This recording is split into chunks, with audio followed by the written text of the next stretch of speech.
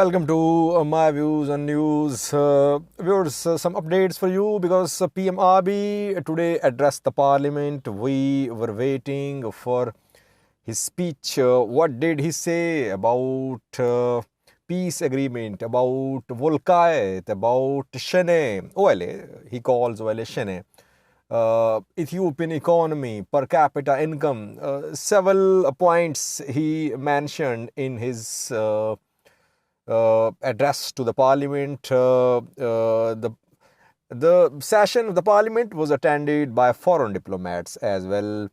Religious elders were there. PM Abiy firstly spoke about Ethiopian economy. He said that Ethiopian economy is growing. Per capita income is increasing, though the economy faced challenges of COVID-19, drought ongoing in parts of Ethiopia and Russia-Ukraine war, which led to increase in food prices. But despite all these challenges, Ethiopian economy is growing, and next year it will grow faster than this year. He talked about per capita income as well.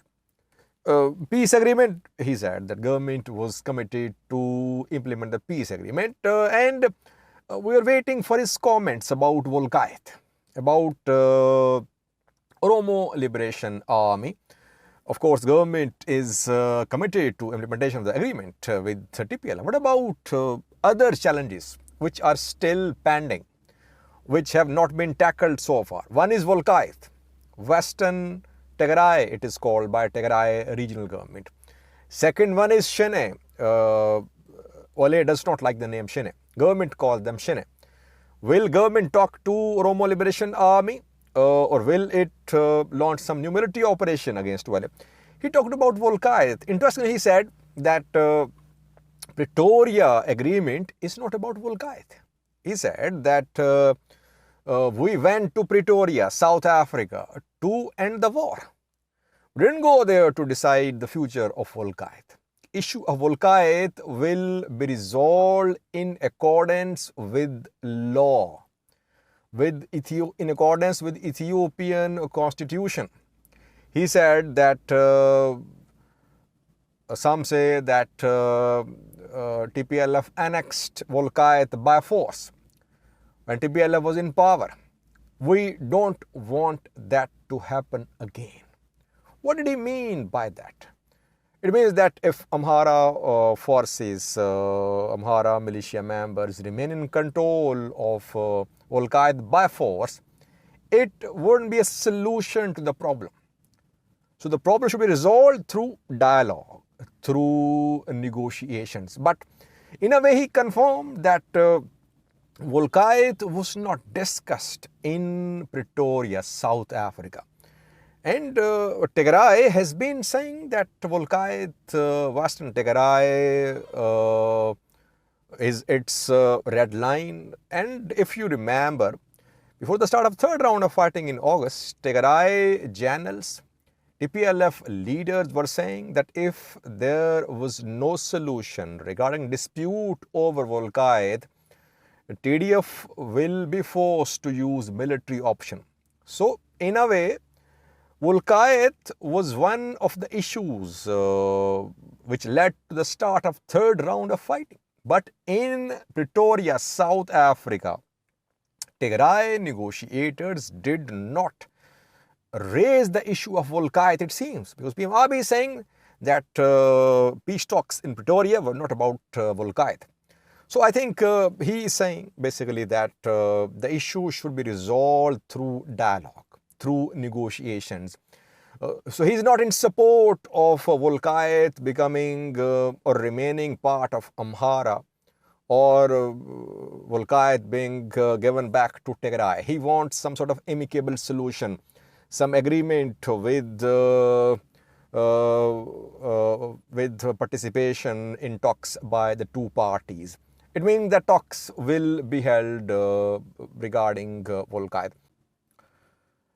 PM Abiy's mention of Wolkait indicates that Tigray mediators did not negotiate from a position of strength in Pretoria.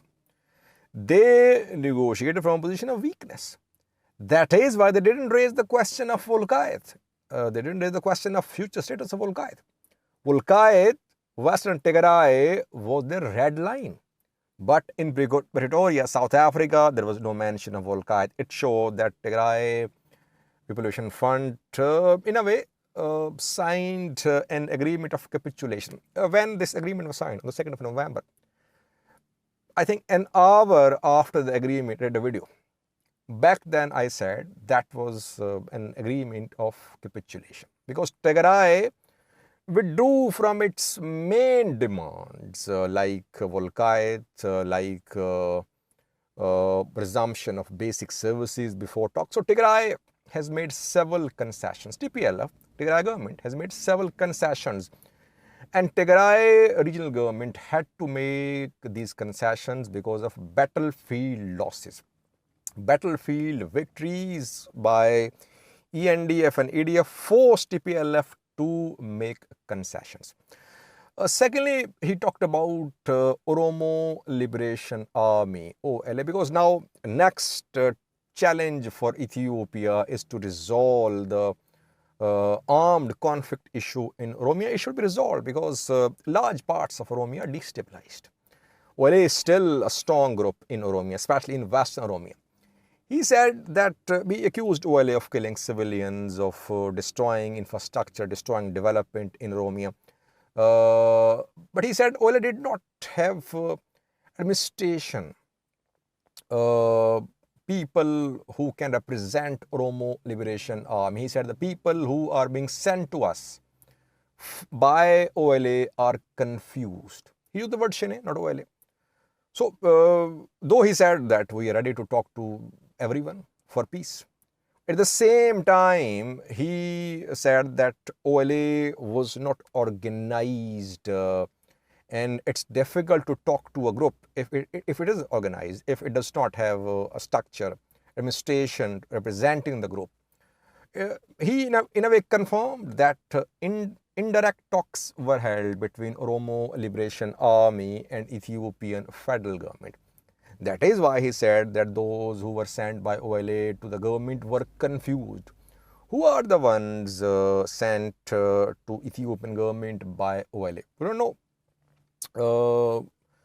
But some groups, some individuals have been trying to mediate between OLA and Ethiopian federal government, and it was confirmed today by PM Abiy. He did not invite OLA to be part of peace process. So I personally think that though his message for people of Oromia, for OLA, was the message of peace, but he did not invite them to be part of talks. He did not announce any date of talks.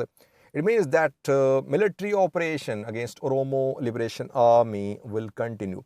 Perhaps this operation will intensify in coming days against Oromo Liberation Army. That is why coming days are crucial. I reported in the previous video a few hours ago that ENDF large convoys have been seen entering Western Oromia from BG. I think an operation against OLA is already underway.